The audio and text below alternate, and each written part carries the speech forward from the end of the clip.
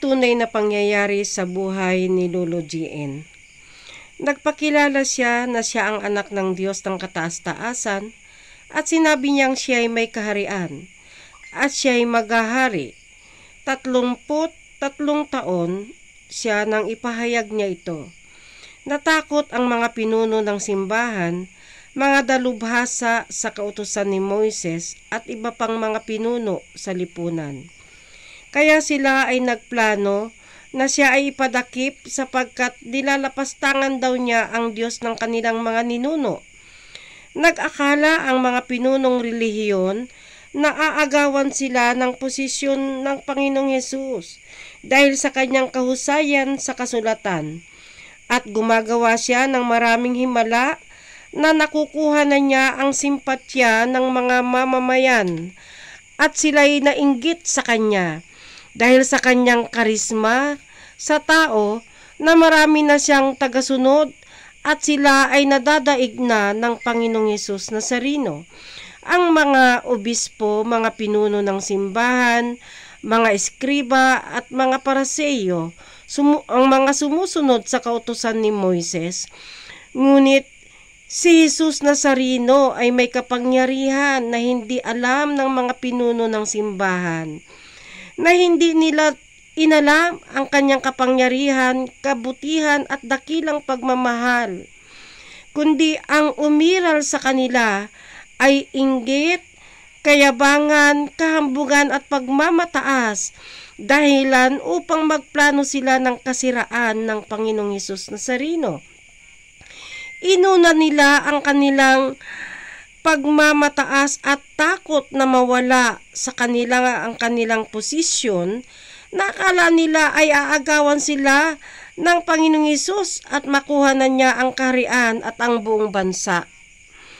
Natakot sila na maagawan ng yaman at kapangyarihan, kaharian, na nasa binabasa naman nila at sa kanilang inaral ang katotohanan at ang kautusan na ang ipapanganak na hari na kanilang tagapagligtas na magliligtas sa kanila mula sa kasalanan, kahirapan at pagkaalipin, na ang kanyang kaharian ay dakila sa lahat, dahilan sa siya ang Diyos na makapangyarihan, na ang kanyang kaharian ay hindi dito sa lupa, na katulad ng pamamahala nila.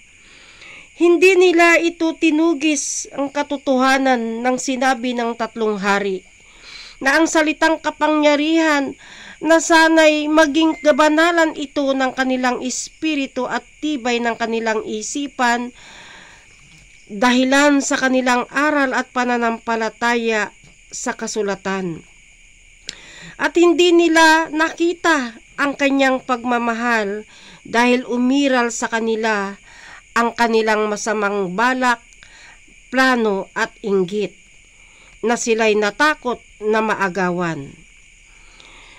Hindi nila inalam na siya ang nagtangan ng banal na espiritu ng kapangyarihan na hukom sa buhay at patay, na siya ang huling hustisya sa huling panahon, na hindi siya makikilala at hindi siya magpapakilala. Ang Hesus Nazareno nga lang ang natitirang buhay na magpapatotoo sa lahat ng kasaysayan ng nakaraan, kasalukuyan at hinaharap.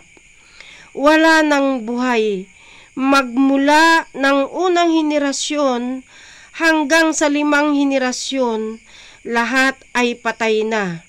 Tanging ang Hesus Nazareno na lamang ang magpapatotoo at nakakaalam ng lahat ng katotohanan ng kasaysayan, sa likod ng mga kasaysayan at katotohanan ng mga pangyayari ng nakalipas, kasalukuyan at hinaharap. Ang pasyon ng Panginoong Hesus na ginanap ni Tom Cruise ay diniskubre niya sa Roma, sa Italy, sa Israel. Siya ay nagbasa ng mga libro at gumawa siya ng pelikula ng kwento ng Panginoong Hesukristo Nazareno. At siya ang pinakamayaman sa kasaysayan hanggang ngayon.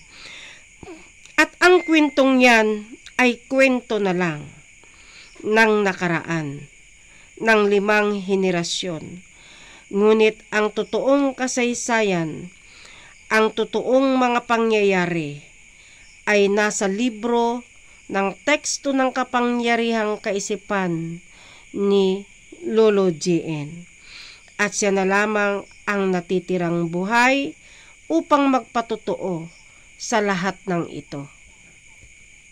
So yan po ang kasaysayan at iba pang mga kasaysayan sa buhay po ni Lolo JN. Ito po ang ilan lamang na pangyayari sa